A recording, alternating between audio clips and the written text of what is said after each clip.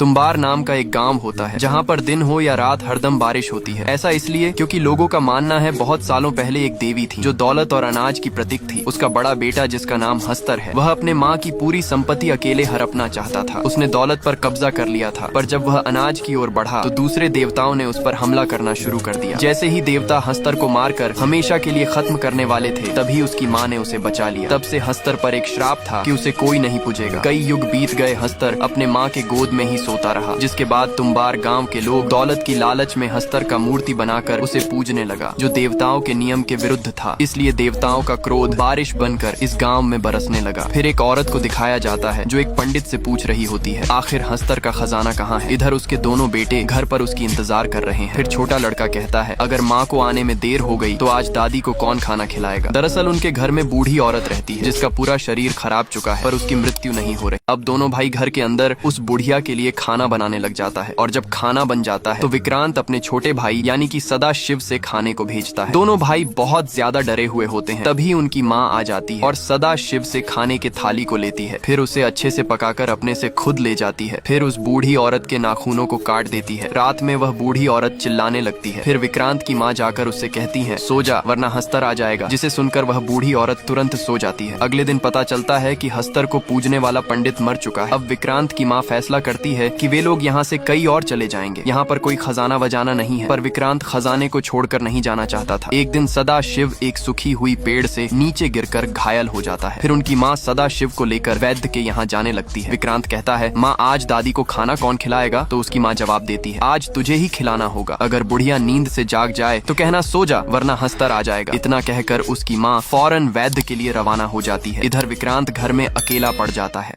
वह दादी के लिए खाना बनाने की तैयारी करने लगता है। तभी दादी जाग जाती है और गुणगुणाकर गाना गाने लगती है, जिसे सुनकर विक्रांत की हालत खराब हो जाता है। फिर विक्रांत को खजाने की लालच देकर दादी अपने पास बुला लेती है। विक्रांत कहता है, बताओ खजाना कहाँ है। लेकिन उसकी दादी कहती है, पहले खाना लेकर आ, नहीं तो मैं तुझे ही खा जाऊंगी। अब विक्रांत बहुत घबरा जाता है और अपनी माँ की कही हुई बात याद करने लग जाता है, पर उसे ठीक से याद ही नहीं आता है। तभी उसकी दादी आकर उसके पैर पर एक जंजीर लगा देता है और फिर उसे खींचकर अपने साथ ले जाने लगती है। फिर जैसे ही उसकी दादी उसे मारने वाली थी, तभी विक्रांत कह देता है, सो जा वरना हस्तर आ जाएगा। इसे सुनते ही वह सो जाती है। इधर उसकी माँ रोते हुए घर वापस आ जाती है, क्योंकि सदा शिव की रास्ते में ही मौत हो चुकी है। अगले दिन सुबह ही वे दोनों तुम्बार गांव छोड़कर जाने लगते हैं, लेकिन विक्रांत वहां से नहीं जाना चाहता है और अपनी माँ से कहता है, अगर दादी को खाना नहीं देंगे तो वह जरूर बता देगी खजाना कहाँ पर है। पर उसकी माँ वापस जाने से सख्त मना कर देती है और विक्रांत से एक वादा करने को कहती है कि आज के बाद तू कभी इस तुम्बार गाँव में लौट कर नहीं आएगा। अब विक्रांत 15 साल बाद फिर से अपने गाँव तुम्बार आता है। वह खजाने की लालच में अपने माँ से किए हुए वादे को भी तोड़ देता है। फिर विक्रांत सीधा अपने पुराने घर पर जाता है, जो अभी एक खंडहर बन चुका है। चारों तरफ बस जंगल ही जंगल होता है। फिर विक्रांत उस कमरे में जाता है जहाँ पर उसकी दादी रहा करती थी। वह देखता है उस कमरे में बहुत सारे जड़ें उगी हुई होती। जिसके बाद विक्रांत अपने दादी को देखता है, जिसकी हालत बद से बदतर हो गई, लेकिन फिर भी उनकी सांसें चल रही होती है, जिसे देखकर विक्रांत बहुत खुश होता है, क्योंकि उसके दादी को खजाने के बारे में पता है। अब उसकी दादी एक समझौता करती है। वह विक्रांत को खजाना की जगह बताने के बदले में अपने आप को इस नर्क से मुक्त कराना चाहती है। अब विक्रांत को दादी की मदद से पता चल जाता है कि खजाना कहाँ पर है। दरअसल खजाना ठाकुर के हवेली में एक कुएं के अंदर होता है। विक्रांत खजाने की जगह तो जान चुका था, लेकिन दिक्कत ये थी वह एक बार में कुछ ही खजाने को कुएं से निकाल पाता था। पर ऐसा क्यों, उसे जानेंगे किसी और पार्ट में। समझौते के हिसाब से विक्रांत अपने दादी के कमरे को आग लगाकर जला देता है, जिससे उसकी दादी अब हमेशा के लिए मुक्त हो जाती है। फिर विक्रांत अपनी फटी हुई हाल पर ही घर वापस आता है और अब विक्रांत घर पहुंचकर अपने बीवी के साथ मजे करता है। फिर वह अपना हुलिया सुधार कर एक पंडित के घर जाता है, जिनसे विक्रांत ने ब्याज में कुछ पैसे ले रखे हैं। फिर विक्रांत पंडित को एक सुवर्ण मुद्रा दिखाता है। पंडित मुद्रा देखकर कहता है, कहाँ से मिली ये सुवर्ण मुद्रा। तो विक्रांत जवाब देता है, आपको इससे क्या खरीदना है या नहीं वो बोलो, ये मेरी पुश्तैनी चीज है। सुवर्ण मुद्रा के बदले पंडित विक्रांत को पैसे दे देता है। अब ऐसे ही विक्रांत तुम्बार जाकर खजाने को लाता है और उसे बेचकर अच्छे खासे पैसे कमाने लग जाता है। ये सब देखकर पंडित भी आश्चर्य में पड़ जाता है। विक्रांत कुछ ही दिनों में एक अमीर आदमी बन जाता है। इधर पंडित के मन में भी लालच जाग जाता है। फिर वह राज जानने के लिए विक्रांत के घर में जाता है। बहुत कोशिश करने के बावजूद भी पंडित कुछ पता नहीं कर पाता है और फिर जाते जाते विक्रांत से कहता है, तुम जो भी धंधा कर रहे हो मुझे भी उसमें शामिल कर लो। हालांकि विक्रांत उसे अपने काम के बारे में कुछ नहीं बताता है, जिसके बाद पंडित वहाँ से निराश होकर चला आता है। अब विक्रांत को एक बेटा होता है। उसकी जिंदगी मजे से कट रही होती है। वह एक राजा की तरह जीवन यापन करता है। पंडित विक्रांत पर नजर रखने के लिए एक लड़की को उसके घर में कम पर लगा देती है। फिर रात में लड़की विक्रांत को पैसे दिखाकर कहती है, अगर आप मुझे इससे ज्यादा पैसे देंगे तो मैं बता दूंगी कि ये पैसे कहाँ से आए हैं। अब विक्रांत कुछ पैसे लेकर ऊपर लड़की के पास जाता है। तभी लड़की उसे बताती है कि पंडित ने मुझे तुम पर हमेशा नजर रखने के लिए पैसे दिए हैं ताकि पंडित को तुम्हारी सारी खबर मिलती रहे। जिसे सुनकर विक्रांत ऊपर से नीचे तक पूरा हिल जाता है, लेकिन फिर भी विक्रांत ऐसा बर्ताव करता है जैसे कि उसे कुछ पता ही ना हो। पंडित विक्रांत के पीछे पीछे तुम्बार गांव के हवेली तक पहुंच जाता है। विक्रांत उसे बस छुप छुप कर देख रहा होता है। फिर विक्रांत जानबूझकर पंडित के सामने ही कुएं में उतरता है और कुछ देर बाद खजाना लेकर निकलता है। ये सब देखकर लालची पंडित भी बिना कुछ सोचे समझे कुएं में उतर जाता है। जब वह अंदर जाता है तो देखता है वहाँ की दीवारें भी सांस ले रहा होता है, जिसे देखकर पंडित का हालत खराब होने लगता है। फिर वह एक बर्तन को देखता है जो एक चिराग की तरह दिख रहा था। अब पंडित को लगता है शायद ये एक जिन का चिराग होगा जो विक्रांत को खजाना देता है, लेकिन उसके अंदर तो एक आटे से बना पुतला होता है। दरअसल विक्रांत ने पंडित को सबक सिखाने के लिए ऐसा करा होता है क्योंकि वहाँ पर स्वयं हस्तर रहता है जो सिर्फ आटे की पुतलियां ही खा सकता है। आटे की खुशबू पाकर हस्तर वहाँ आ जाता है और पंडित को काट लेता है। अब पंडित